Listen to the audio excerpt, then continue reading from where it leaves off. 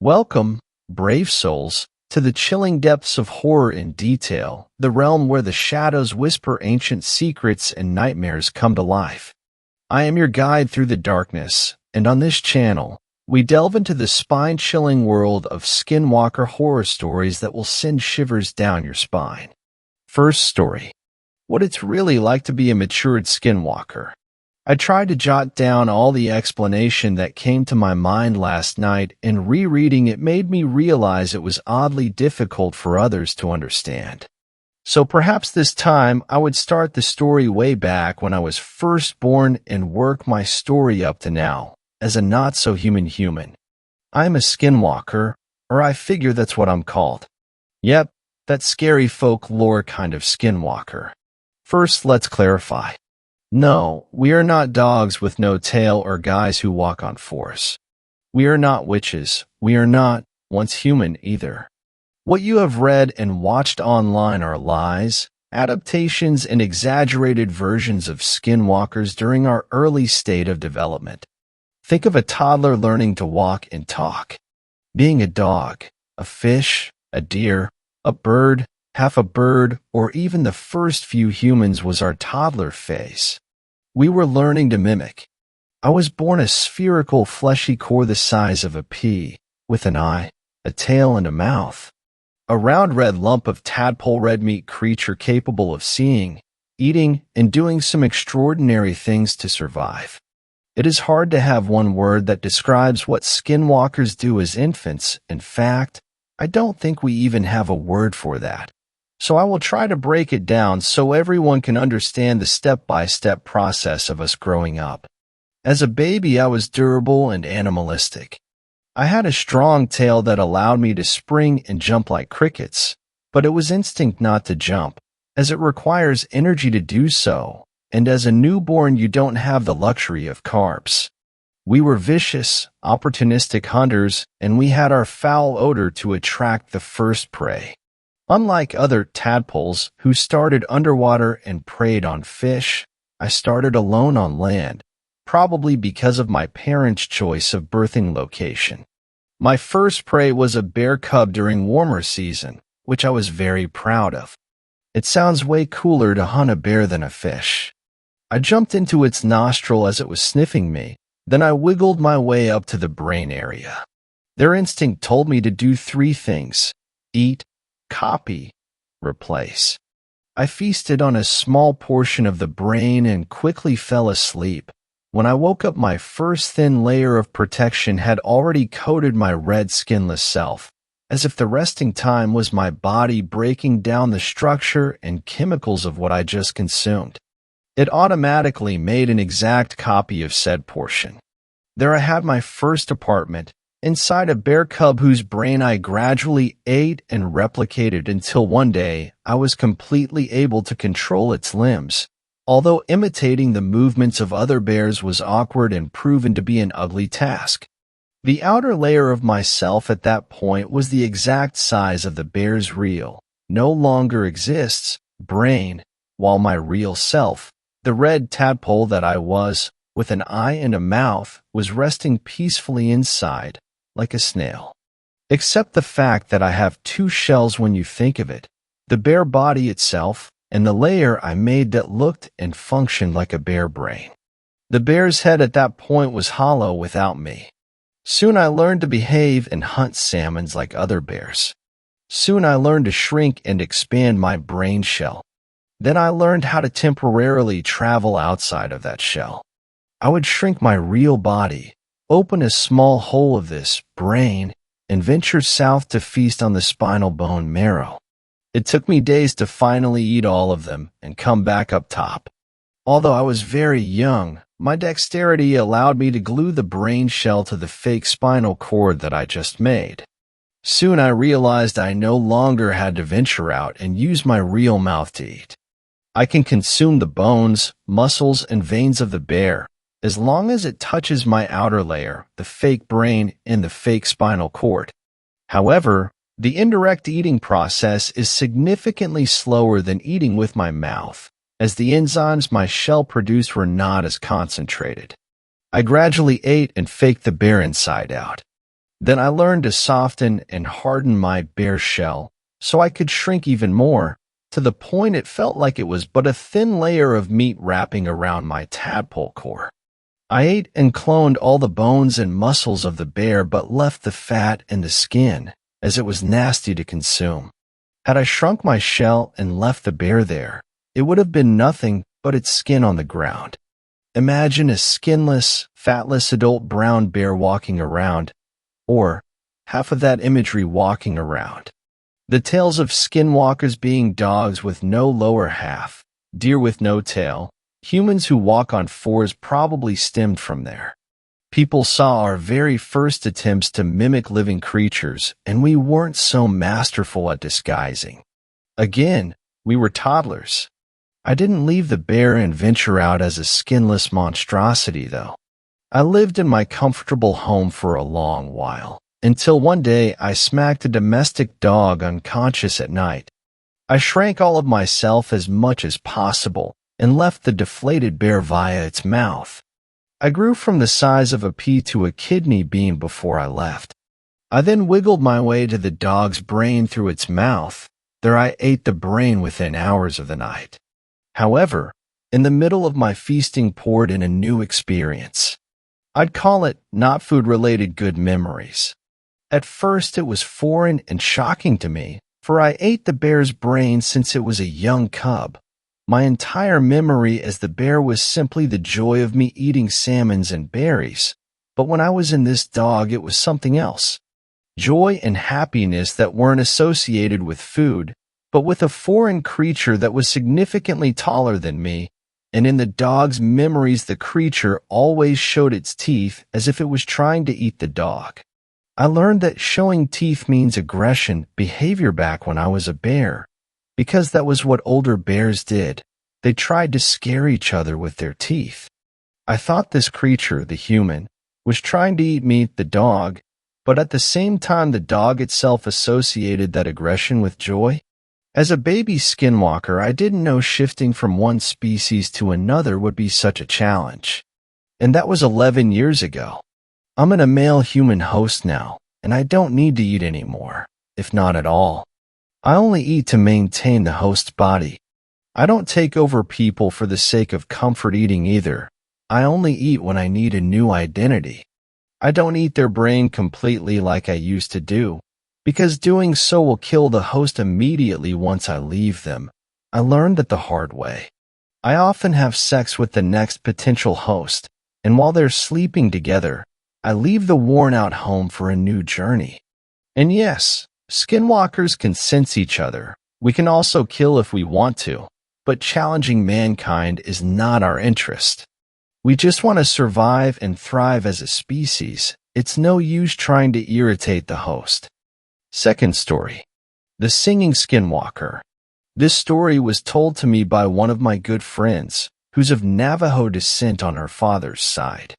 It happened several years ago, when she was spending the last 2 weeks of summer visiting relatives on a reservation in New Mexico, and is by far one of the creepiest things I've ever heard. My friend, Jessie, was 12 at the time and playing outside with her cousins. They were tossing a frisbee around, and one of the younger kids threw it too hard. It flew over the fence and was swallowed up by a small grove of parched bur oak trees. Jessie, being the eldest, went to retrieve it, leaving her 11-year-old cousin Ellie in charge until she got back. The sun was setting, lighting up the sky in brilliant shades of orange as Jessie made her way over to the grove.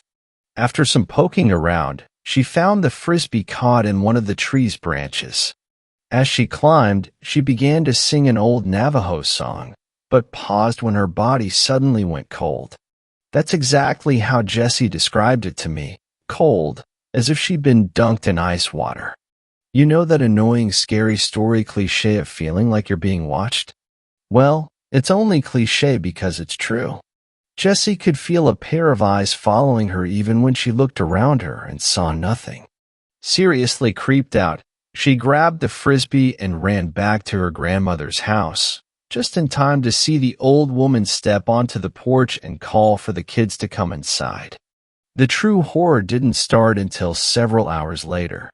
Jessie, her cousin Ellie, and Ellie's little sister Clara were asleep in their grandmother's guest room when Jessie woke up to the strangest sound she'd ever heard. She described it to me as a cross between radio static and the noise an old movie reel makes. At first, it sounded distant, but after a minute or two, Jessie realized it was getting closer. Beside her, Ellie rolled over and muttered, "What is that?" "Don't know," Jessie whispered. The girls waited, holding their collective breath.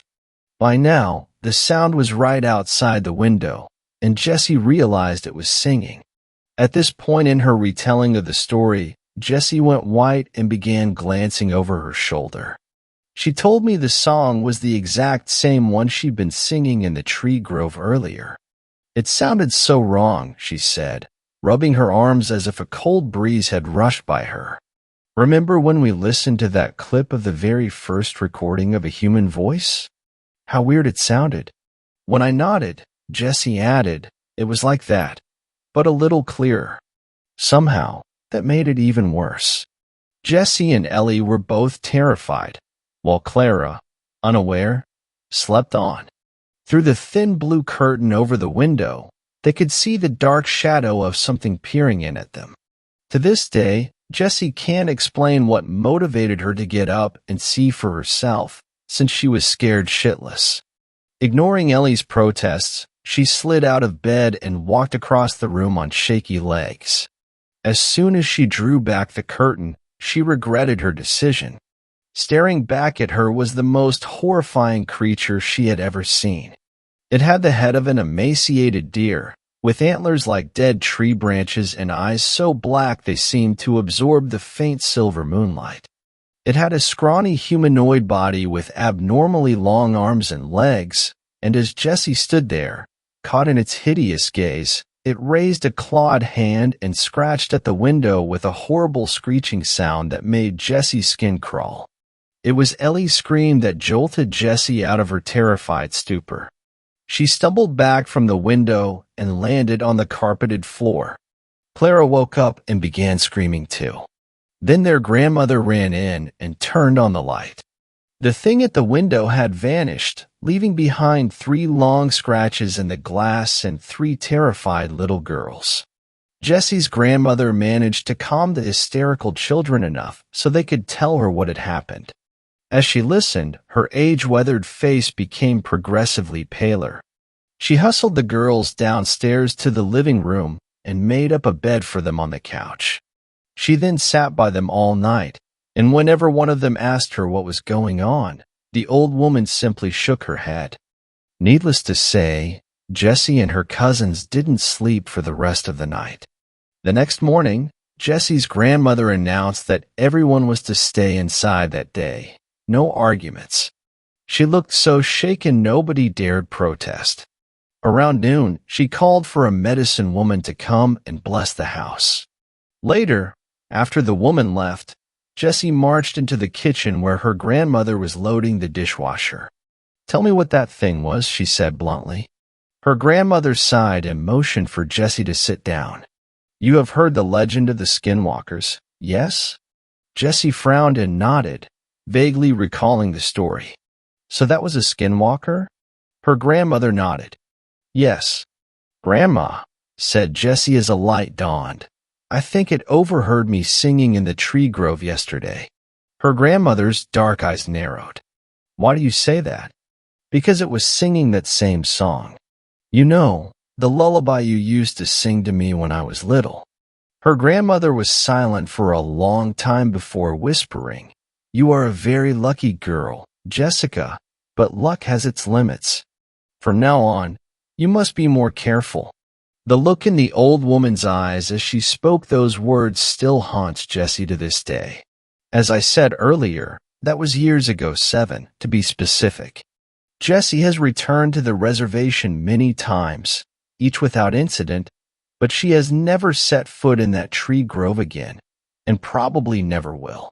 Jessie's grandmother died this past March, at the age of 87, and Jessie later moved in with her aunt for the summer so she could help clean up the old house, which the family was going to rent out. She had been there for about a week when I went down there to visit her. On my first night, we sat on the porch and drank some beers, and I found my eyes drifting towards the tree grove. So that's where it all happened?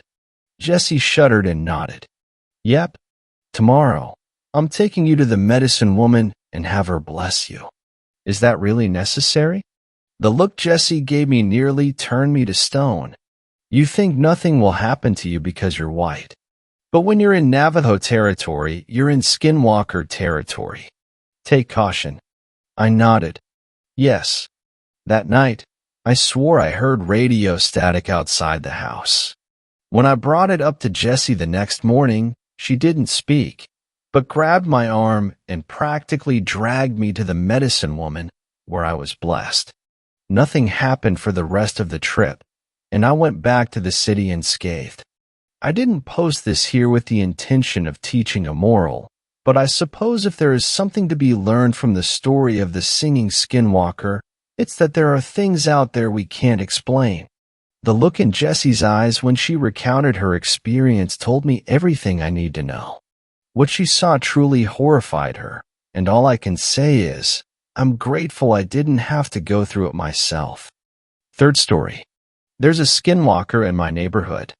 I had heard of Skinwalkers before, but always just assumed they were the Native American version of werewolves, so I never gave them much thought. Until last week when one of the co-workers at my new job told me that they were his most feared folklore creatures. He's originally from Utah, so that makes sense. He suggested some YouTube videos to watch on the subject, and after work that night I binged about 4 or 5 of the videos. I totally understand his stance on them now.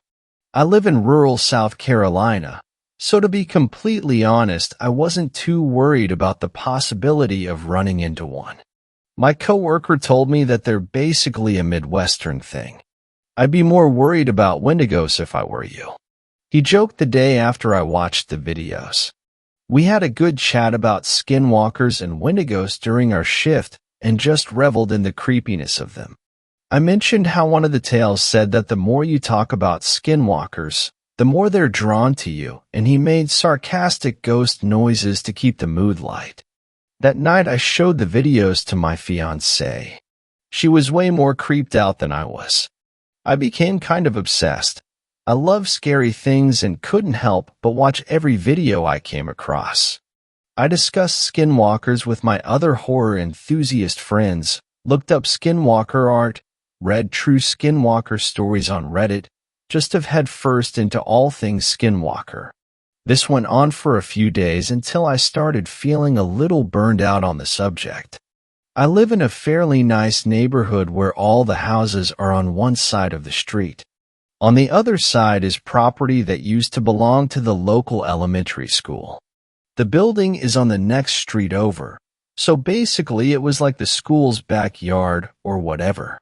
The school shut down about 30 or 40 years ago, and the county just let nature reclaim them. So directly across from my house is an old chain-link fence and just overgrown woods. 2 nights ago, while I was smoking a cigarette, I heard leaves rustling across the street. I didn't bother looking up from my phone. I live across from woods. It was probably a deer.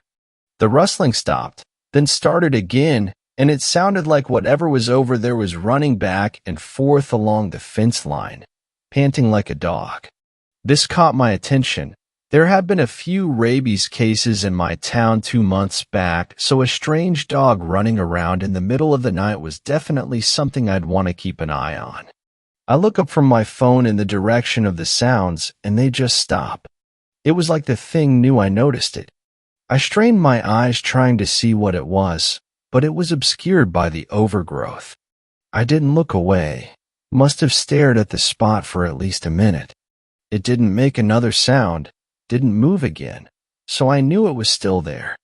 A chill ran down my spine, and I began thinking of every Skinwalker video I had watched over the last week, and I felt sick to my stomach. I quickly put out my cigarette and went inside. The next morning, I took my dog out for a short walk. She's a pugzoo named Honey and is like my child. Me and my fiancé taught her that pee-pee poop means it's time to go outside to potty.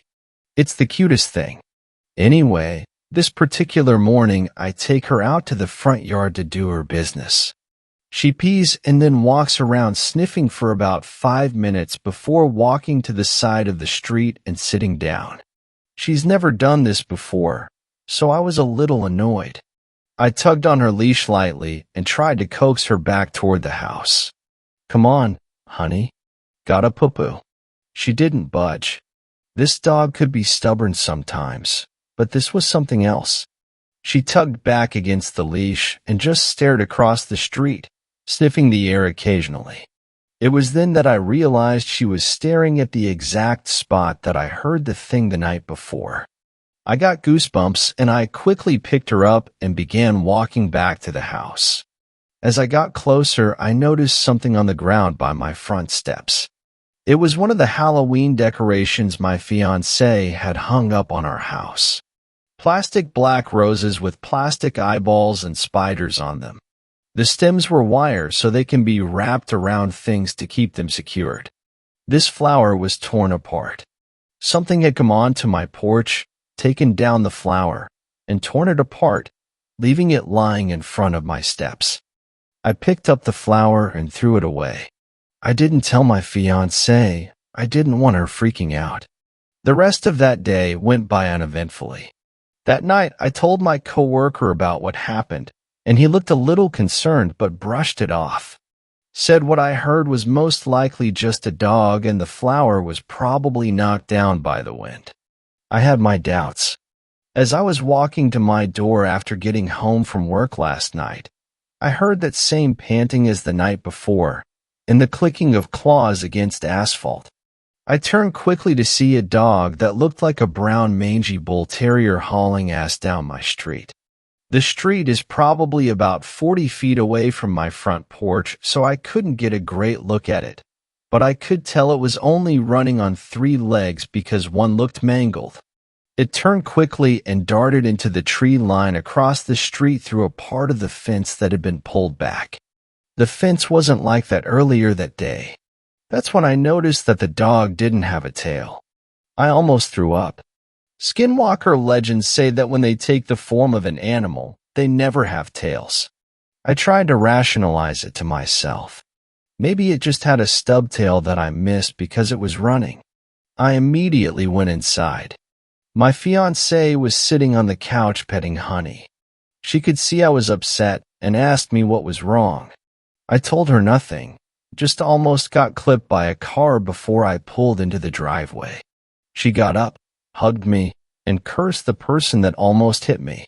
She asked me if I could take Honey out for pee-pee poo-poo because she had been creeped out by all the spooky videos we've been watching and didn't feel comfortable going outside at night by herself. Honey perked up. She ran to the door and looked between me and the door, whining excitedly. I stared down at her for a moment before agreeing to it. I'll just keep her close to the porch, I thought. We walked off the porch and she immediately tried to walk to the street. I tugged on the leash and she tugged back. She eventually moseyed to the edge of the porch and peed. After, she began walking around sniffing. I told her the usual line. Come on, honey. Gotta poo-poo. She huffed at me, sniffed around some more, and eventually started pooping. I was on edge the entire time we were outside, but being around her helped calm me down a little. Then I heard it from across the street. Come on, honey. My voice, in the exact same tone and inflection as I had just said it. It sounded staticky, like an old radio broadcast, but it was definitely my voice. Honey stopped what she was doing and stood alert. She looked over to me and cocked her head. Come on, honey. Gotta poo-poo. Again my voice called from across the street. Honey began whining, looking for me to the woods across the street. I picked her up and began backing up to the steps, not taking my eyes off the part of the fence that had been pulled back. Honey, come. The voice sounded firm now, like it was getting aggravated. Honey squirmed in my arms, whining. I didn't know if she was trying to get out to go to the voice or to run inside, but I wasn't taking any chances. I turned and bolted up the steps into the door. As I walked inside, I turned one last time to look across the street. There, standing in the part of the fence that was pulled back, was the dog. Its eyes were glowing a dull orange, and it had its teeth bared. The face was all wrong, like someone had taken a distortion tool and just dragged around random features. Once again, I didn't tell my fiancée. Stupid horror movie cliché shit, I know. But I really don't want her losing her shit. I just told her there's a strange dog running around the neighborhood, so to not take Honey out at night. Later last night, after we had gone to bed, I woke up to the sound of footsteps pacing back and forth outside my window. Against my better judgment, I rolled over to try and see it. I don't, but the pacing stops. Come on, honey. My voice called out, cutting through the quiet of the night. I prayed my fiancée didn't hear. It called out 2 more times before I heard it walking away. I didn't sleep a wink the rest of the night. Today, when I get to work, I'm going to ask my coworker what I can do to get rid of this thing. I'm scared. I don't think there's a way. If anyone knows anything, please let me know.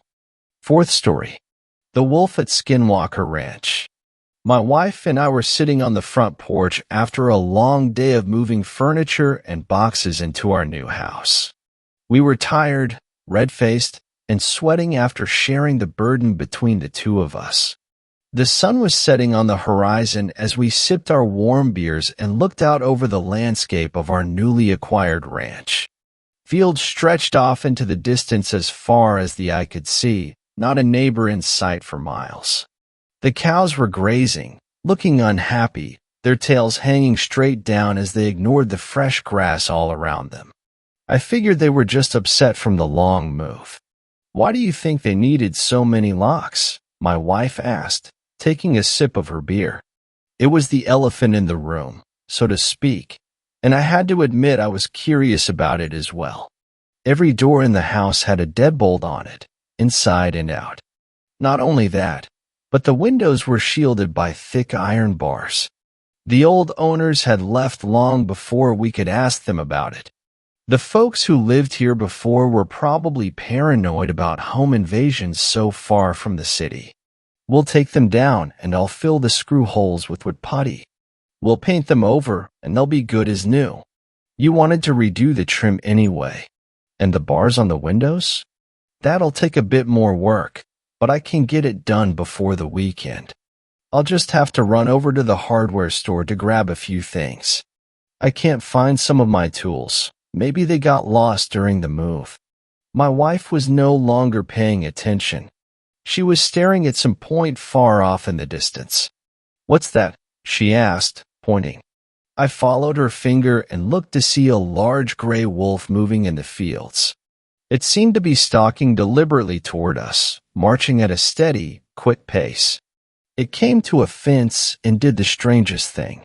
Instead of leaping over it or burrowing under it, as I'd expected, it stood up on 2 legs like a person, grasped the loose corner of the wire fencing, and pulled it up, ducking between the strands and stepping through, one leg after the other. It was exactly how I would have done it. Once it was on the other side, it went back on 4 legs and started its progress toward us again. Then it looked up and saw us staring at it. The gray wolf stayed still for a few seconds, then disappeared in the tall grass suddenly. It was just gone. It didn't dive into the grass or duck down. It was there, and then a moment later it was just gone. Vanished in the blink of an eye. The two of us sat uneasily on the porch, and I stood up to look in the distance, trying to spot the creature. But it was nowhere to be found. "I'm going inside." "You should come too," my wife said, sounding nervous. We went in and locked the doors at the front and back of the house. The bars stayed on the windows after that, and my wife didn't mention the deadbolts on the doors in the house again either. The two of us went to bed that night with little talk between us, a big difference from the ecstatic chatter that had been the norm all day prior to the event with the wolf. or whatever that thing was. I got the feeling wolf was not quite the right word. That night something else even more disturbing happened to us both. I woke up in the early hours of the morning, around 3:30 a.m. according to the bedside alarm clock. When I looked next to me in the bed and saw my wife's spot was empty, I became immediately concerned for her safety. Where could she have gone at this time of night? I wondered. That was when I heard her voice calling to me from outside the window, asking insistently for me to let her in. Her cries for help were muffled through the glass, and I lifted the heavy old window pane up to hear her better. "What are you doing out there?" I asked, worried about the wolf we'd seen earlier. I was looking around for glowing eyes reflecting the moonlight nearby. Standing on two legs or four, I wasn't sure which to expect. "I must have been sleepwalking," she said dreamily. "The front door locked behind me somehow. You have to let me back in. Please. It's cold out here." "I'll be right down," I said, without thinking about how impossible all of that was. I was only concerned for her safety at that moment, and she had been known to sleepwalk occasionally, so that part seemed to make sense. I raced down the stairs in my boxers and grasped the front door knob in my hand, turning it. Thankfully, it was locked, or who knows what might have happened. Reaching up to turn the lock, I was startled to hear a voice behind me. "What are you doing?" my wife asked. I jumped at the sound, my heartbeat quickening. But what terrified me even more was what I had just seen outside. Given the time frame it had taken me to get downstairs, it was impossible that it had been her.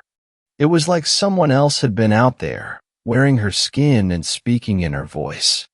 Looking at the woman standing in front of me, I had no doubt it was Christine, my wife. Panting, I walked over to her and hugged her tightly. "What's wrong?" she asked. I didn't answer, afraid she would think I was losing my mind. Some things we don't share with anyone, not even our significant others. We take them to our grave, afraid that if we speak of them out loud it will make them true, and it will make the source of the impossible things return.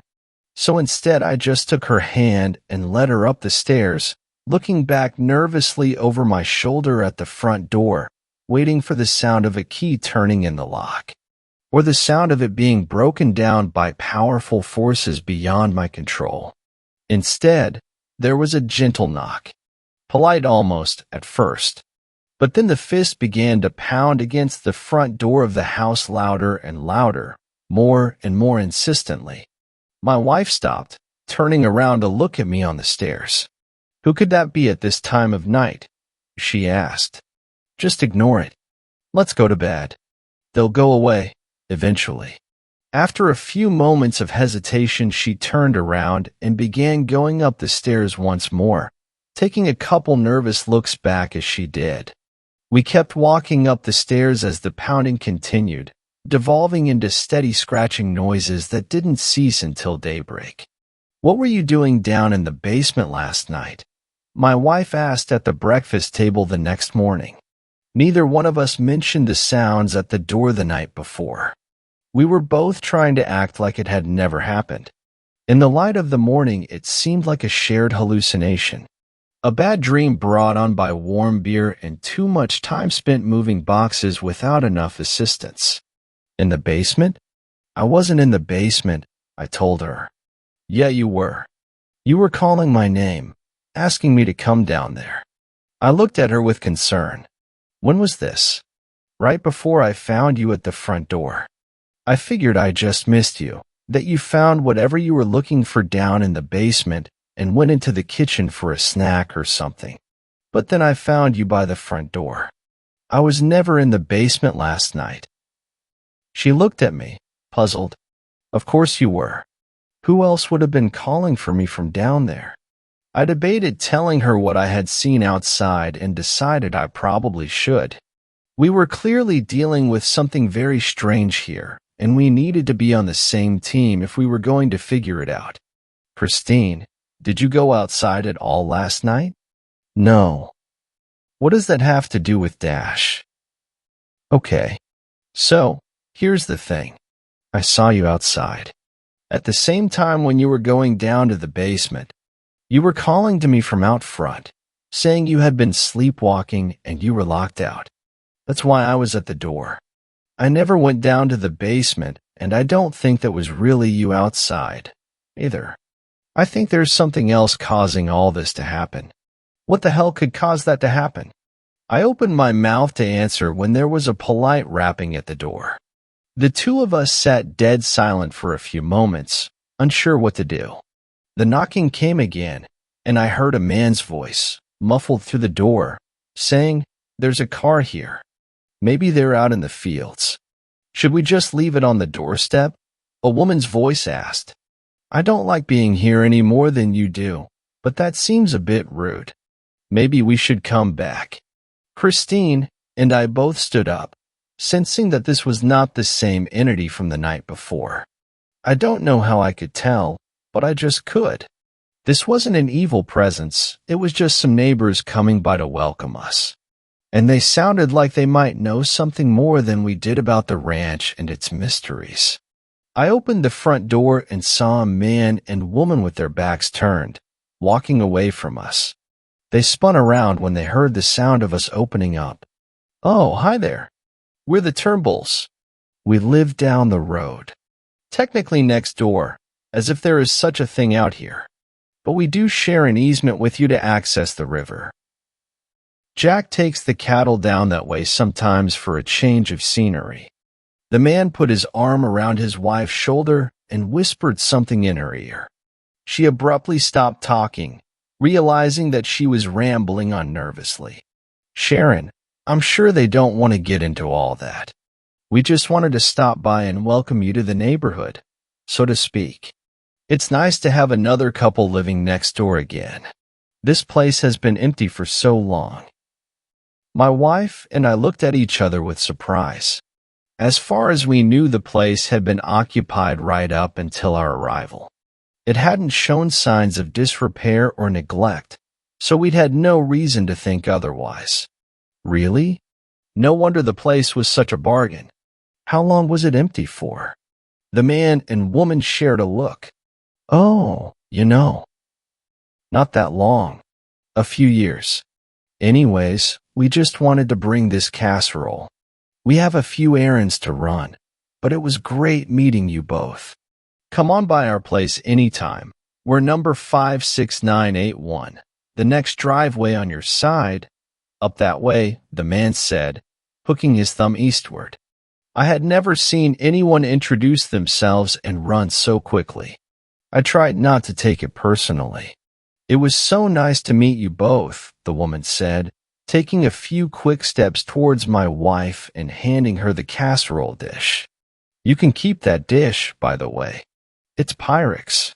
Great for casseroles." She backed up to join her husband, looking around the property nervously as she did. "Hey, can I ask you something?" The two of them looked ready to run back to their car, but they stopped and nodded, shifting on their feet anxiously and waiting for me to speak. "Have you ever seen anything?" How should I put this? There's been a couple weird occurrences since we moved in, and I was just wondering if you could tell us anything. Is this place haunted? Is that why it was so cheap? I can tell you guys are nervous. Just give us something to work with. Please. We're getting a little freaked out." The woman looked pleadingly at her husband. He nodded to her, and she went back to the car and got in the passenger seat where she sat darting her eyes around from side to side. "What exactly did you see?" the man asked. "Wait, no. Don't tell me. It's better if we don't speak of them. They know when you talk about them. It's better if we don't." "Well then, how do we get rid of them?" "You don't. These things have been around a lot longer than you or me. My wife and I get our share of strange events on the ranch next door too, but not as bad as here. This place. Well, there's something here that makes it special. And not in a good way, I'm sorry to say.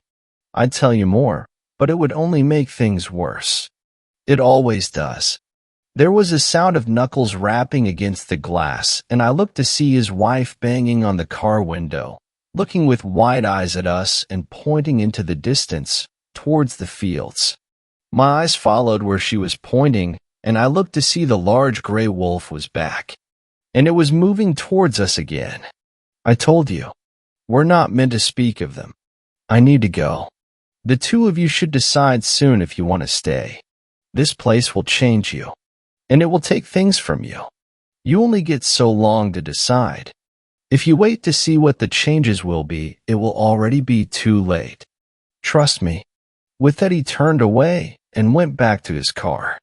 He started the engine and drove off much quicker than I would have thought, safe on the dirt driveway, swerving and leaving a cloud of dust hanging in the air around us, obstructing my view for a few seconds. When I turned around again, the wolf was much, much closer. It was about 50 yards away and closing in fast.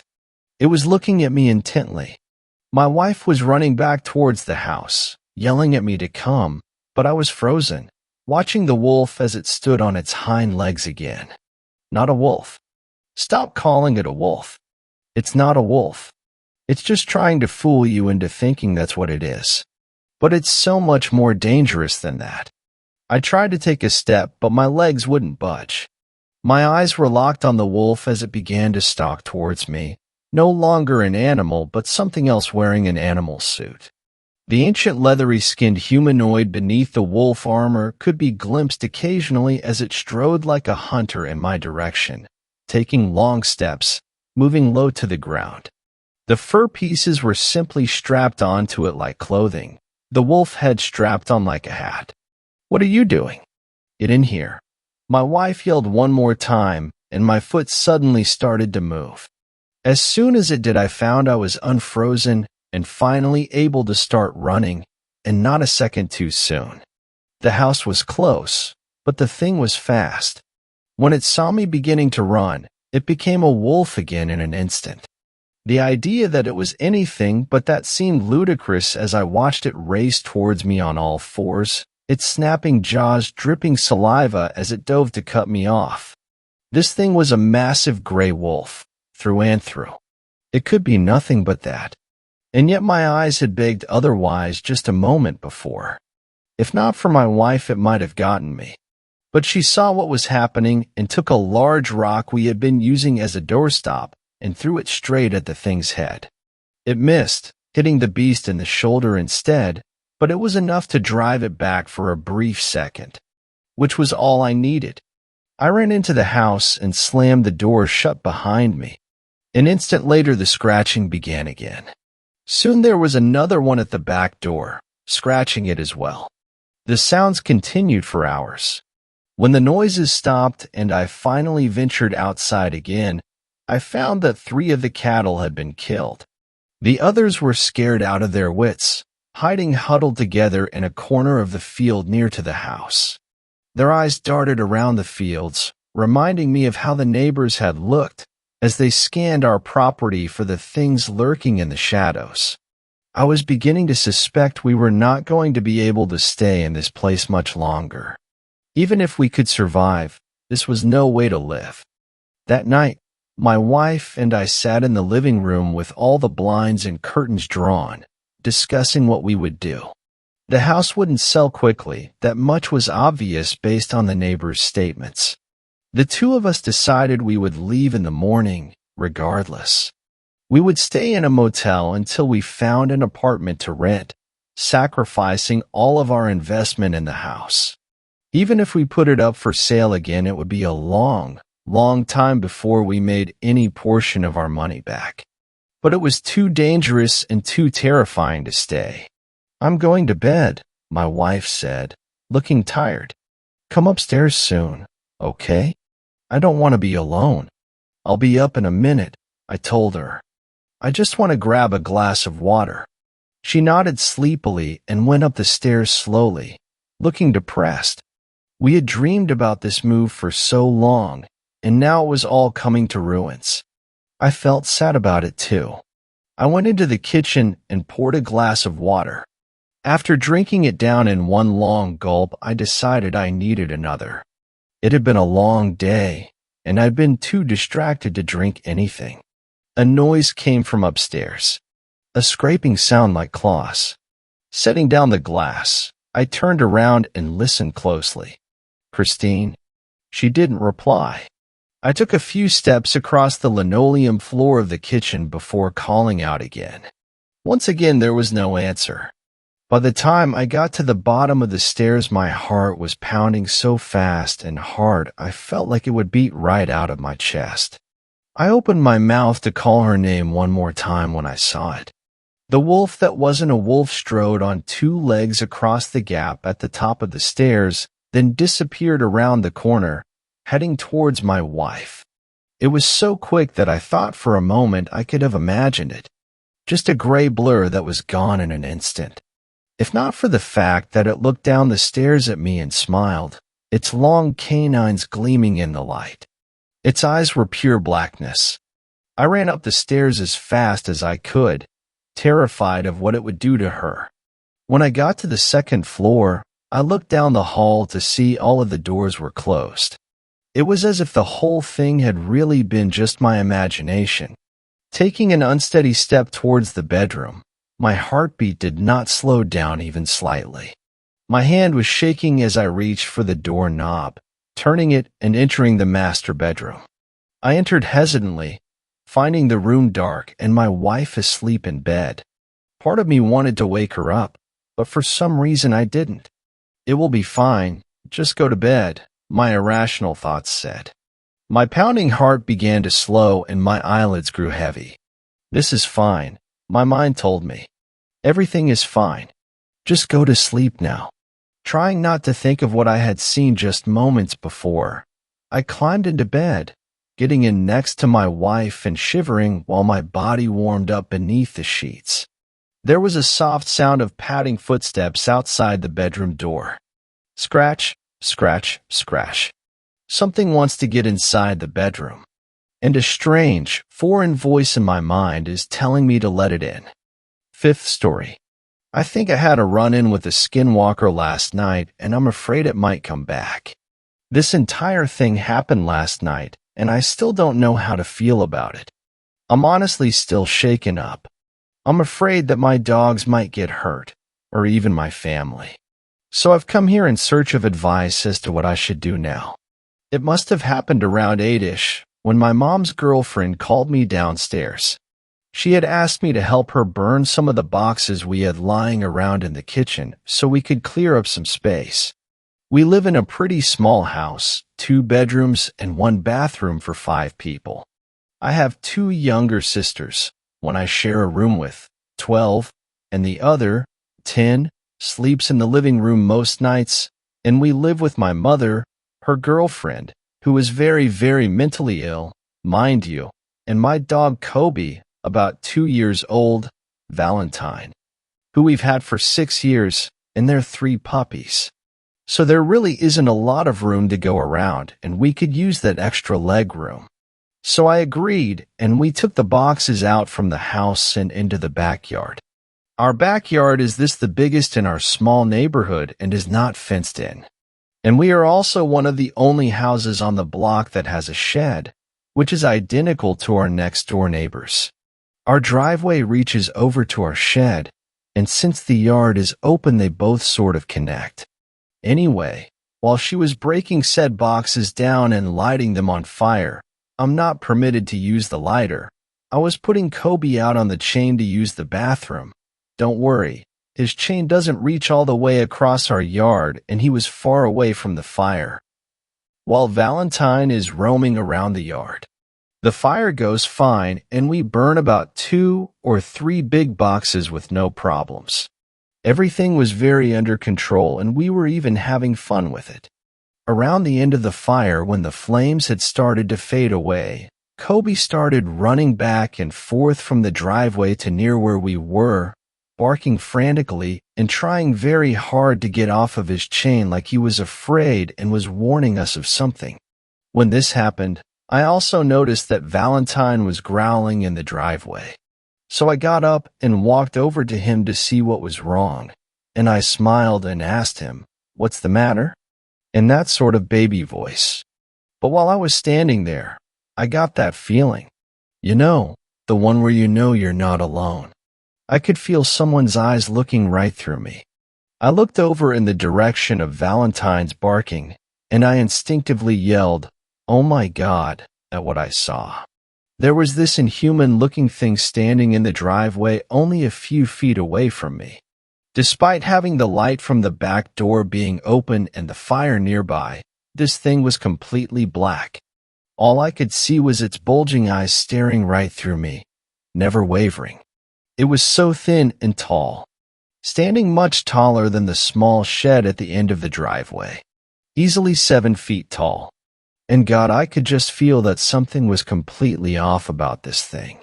Some voice in the back of my head was telling me this thing wants to hurt. It's so angry. And it was like me and this thing were having a staring contest. I heard my mom's girlfriend ask me what was wrong, and I looked away for just a second, and it was gone. Completely disappeared, but I could still feel its energy looming around. When I told mom's girlfriend what happened, we put out the fire and we brought the dogs inside. I ran to my mom and told her the same thing I had told her girlfriend, and she tried to give me logical explanations to what I saw, but none of them really made sense. She must have seen that I was afraid and wanted to comfort me, but her excuses gave me no comfort.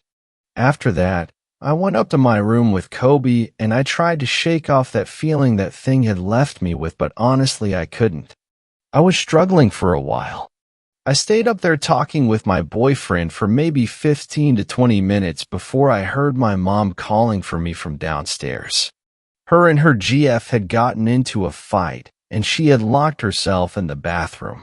Mom was fine with it and simply told me to keep an eye on the food while she went to pick up my sisters from their friends' houses. So I said, okay, and went to do so while she left out the front door. Not even 2 minutes later, my mom comes rushing back inside and I hear her walk into the hallway where the bathroom is and say *girlfriend's name*. There's something standing outside watching the house and my heart sank. She finally believed me. So GF comes out from the bathroom and says that she had seen the same thing trying to peek into the windows from the bathroom, and she immediately ran to their room to grab her metal bat, and she ran out the back door, screaming, "If anybody's out here, I'll bash your fucking head in," at the top of her lungs. Regardless of the situation, my mom still had to pick up the kids.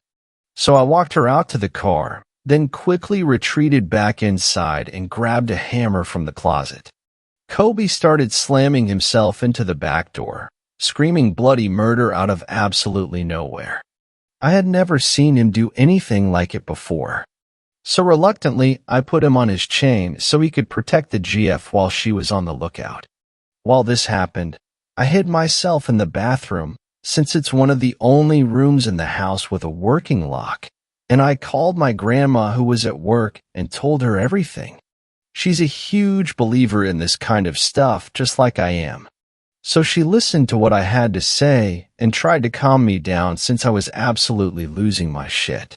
I am normally a pretty mature and rational person, but I just felt so unsafe and everything felt off. Just when things started to calm down, the girlfriend comes running into the house and tells me urgently that something had broken the basement window from the outside and she was afraid it had gotten into the house. So I hung up on Grandma after saying goodbye, had 911 on speed dial, and we went to check. Didn't see anybody. Searched around the house and nearby and found nothing. It was like this thing was taunting us. The kids and Mom came back and still things had seemed to cool down, but I could still feel that off and uneasy feeling. Like it wasn't actually gone. Like it was waiting for the right opportunity. Grandma had called me back to say that she would be taking me to her house for the night, as I'm homeschooled unlike my sisters, and it wouldn't be an issue. The kids would sleep upstairs with doors locked, Kobe with them, and the hammer I had from before. Grandma came and picked me up after work, and on the way to her house she told me that while I was explaining all this, the hairs on her arms had stood up, and she could feel the negative energy that I was telling her about. Like she knew exactly how I felt when I said something was definitely wrong and unnatural about this thing that was tormenting us. Later on this morning, I got a call from Mom saying that after I left, she had invited some friends over to keep her company, ones with conceal and carries, and she had went to grab something from the kitchen, which is where the back door is located. And she heard Kobe's chain rattling outside and something's weight shifting on the back porch right next to the door, when everybody was inside and Kobe was upstairs. I don't know. Laying in bed and thinking about it, I think that this thing was trying to latch itself to the dogs, and that's why Kobe felt the need to be outside. He's been keeping very close to me since I've come home, and I have been very wary about going outside by myself while it's dark. I just came here hoping that someone could offer some sort of advice as to what I should do. I've dealt with paranormal stuff practically my entire life, and this feels completely different. If anybody knows what I should do, please reach out or comment on this post. I'm desperate to protect my family. Thanks a lot for watching the video till the end. Subscribe to our channel Horror in Detail. Drop your opinions/suggestions in the comments section, and like the video as it helps with the YouTube algorithm.